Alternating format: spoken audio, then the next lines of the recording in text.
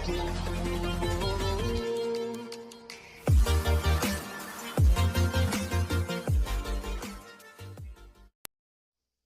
Friends, welcome back. मैं जगदीश एक बार फिर से आपका स्वागत करता हूं अपने चैनल शिप्रा इंग्लिश पैराडाइज पर। डियर फ्रेंड्स, आज के इस वीडियो लेक्चर में मैं आपको फिक्स स्ट्रक्चर्स सिखाने जा रहा हूं। जैसा कि आप जानते हैं कि आजकल फिक्स स्ट्रक्चर्स की सीरीज चल रही है। फ्रेंड्स, इस सीरीज में फिक्स स्ट्रक्चर्स पर ये मेरा 23वां वीडियो होने वाला है। फ्रेंड्स, इससे पहले कि मैं ये वीडियो लेक्चर शुरू करूँ, अगर अभी तक आपने हमारे चैनल को सब्सक्राइब नहीं किया है तो मैं आपसे रिक्वेस्ट करना चाहूँगा कि हमारे चैनल को सब्सक्राइब कर लें।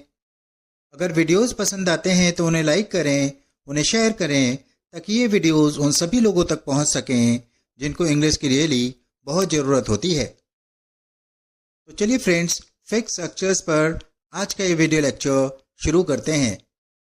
आज के लिए पहला फिक्स स्ट्रक्चर है दैट्स नॉट हाउ आई। इसकी हिंदी रहेगी मैं या मैंने, इस तरह से या उस तरह से नहीं। चलिए एग्जाम्पल्स देख लेते हैं। मैं इस तरह से फैसले नहीं लेता हूँ या मैं इस तरह से फैसले नहीं करता हूँ।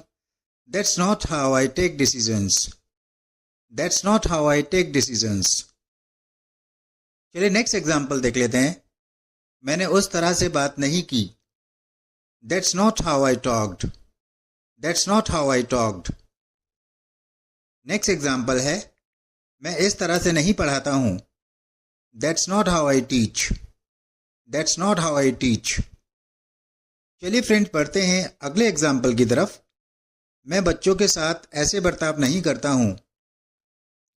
That's not how I treat the children. That's not how I treat the children. Friends, आज के लिए नेक्स्ट स्ट्रक्चर है इट इज समथिंग और इट वॉज समथिंग दैट आई। इसकी हिंदी रहेगी यह ऐसी चीज़ है या यह ऐसी चीज़ थी जिसको मैं या जिसको मैंने। चलिए एग्जाम्पल से समझ लेते हैं। यह ऐसी चीज़ थी जिसको मैंने कभी स्वीकृति नहीं दी। It was something that I never approved. It was something that I never approved. चलिए नेक्स्ट एग्जाम्पल देख लेते हैं। यह कुछ ऐसा है जिसको मैं कभी बर्दाश्त नहीं करूंगा। It is something that I will never tolerate. It is something that I will never tolerate. चलिए नेक्स्ट एग्जाम्पल देख लेते हैं। ऐसी चीज मुझे चिढ़ाती है या यह ऐसा कुछ है जो मुझे चिढ़ाता है। It is something that irritates me. It is something that irritates me. चलिए फ्रेंड्स, नेक्स्ट एग्जाम्पल देख लेते हैं। यह कुछ ऐसा है जो बच्चों को बिगाड़ देता है। It is something that spoils the children. It is something that spoils the children. Friends, आज के लिए नेक्स्ट स्ट्रक्चर है it's pretty easy to.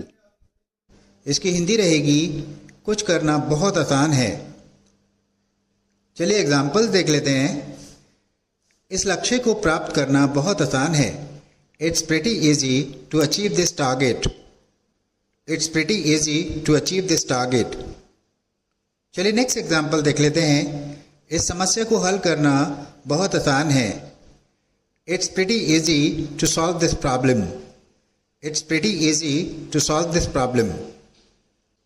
Next example है इसे सीखना बहुत आसान है। It's pretty easy to learn it. It's pretty easy to learn it. चलिए फ्रेंड्स, नेक्स्ट एग्जाम्पल देख लेते हैं। उसे बेवकूफ़ बनाना बहुत आसान है। It's pretty easy to make a fool of him. It's pretty easy to make a fool of him. आज के लिए नेक्स्ट स्ट्रक्चर है each of us, each of you, each of them, has to या had to. इसकी हिंदी रहेगी हम में से, तुम में से, उनमें से हर एक को करना है या करना पड़ता है या करना पड़ा, पड़ी, पड़ता था इत्यादि। चलिए एग्जाम्पल्स देख लेते हैं। हम में से हर एक को कुछ करना है। Each of us has something to do. Each of us has something to do. Next example है तुम में से हर एक को 50-50 हज़ार रुपये का इंतजाम करना है। Each of you has to arrange 50,000 rupees. Each of you has to arrange 50,000 rupees. Next example देख लेते हैं। हम में से हर एक को अपना कर्तव्य निभाना पड़ता है। Each of us has to do our duty. Each of us has to do our duty. चलिए नेक्स्ट एग्जाम्पल देख लेते हैं। उनमें से हर एक को माफ़ी मांगनी पड़ी। Each of them had to apologize. Each of them had to apologize. Friends, आज के लिए आखिरी स्ट्रक्चर है Why is it always me who has to? इसकी हिंदी रहेगी हमेशा मुझे ही या मुझी को क्यों करना पड़ता है। चलिए एग्जाम्पल्स देख लेते हैं। हमेशा मुझे ही काम क्यों करना पड़ता है। Why is it always me who has to do the work? Why is it always me who has to do the work? Next example है हमेशा मुझे ही पैसे खर्च क्यों करने पड़ते हैं। Why is it always me who has to spend the money? Why is it always me who has to spend the money? चलिए नेक्स्ट एग्जाम्पल देख लेते हैं। हमेशा मुझे ही कष्ट उठाना क्यों पड़ता है। Why is it always me who has to suffer? Why is it always me who has to suffer? Friends, आज के लिए लास्ट एग्जाम्पल है हमेशा मुझे ही तुम्हारी मदद क्यों करनी पड़ती है।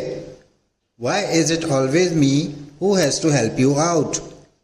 Why is it always me who has to help you out? Friends, आशा करता हूँ कि आज के सभी स्ट्रक्चर्स आपको ठीक से समझ आ गए होंगे। अगर फिर भी इन स्ट्रक्चर्स को समझने में आपको कोई प्रॉब्लम हुई हो तो आप कमेंट करके मुझसे अपनी प्रॉब्लम्स पूछ सकते हैं। This brings me to the end of this video lecture. I'll meet you very soon in my next video lecture. Till then, keep watching English videos on our channel and keep improving your English. Have a happy learning. Bye-bye.